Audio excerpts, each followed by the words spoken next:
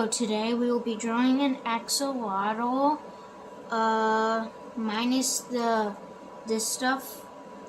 So just the axolotl. So we will move this aside and we will start getting drawing. Okay, the supplies you need: pencil, crayons, markers, colored pencils, whatever you need. I will be using crayons today.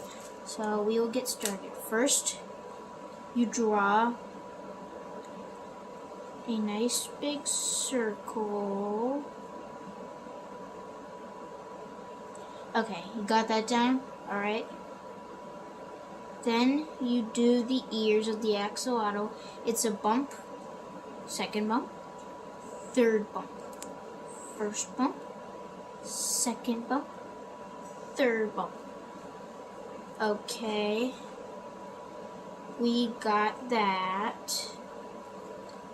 Okay, now we will be drawing the eyes, just like that. Alright, next we will draw small circles, like in the eyes, like above, and then we color the rest black except those tiny circles. Alright, now we'll be drawing a mouth. As you can see on here, the mouth is like two J's, but like really tiny J's.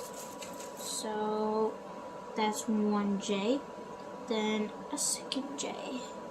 Alright, then we'll be drawing the body. So this might be a little tricky, but work with me here. Alright, we do that. We do that. Alright, the tail, you just like end in like a curved triangle. So, alright, you got that. So the arms, so it's like half circle, and then the legs are like half circle, big half circle, big half circle, and you never finish it. So then we will be drawing the belly. Belly's pretty small. If you want, I added cheeks in this one. So you could add cheeks if you want, but you don't have to. You could add like something else, like lightning cheeks, like they have in like Pokemon or something that Ash has. So, alright, I'm gonna do just cute little circles. You could make your axolotl whatever color you want, but the thing is, I think you should basically just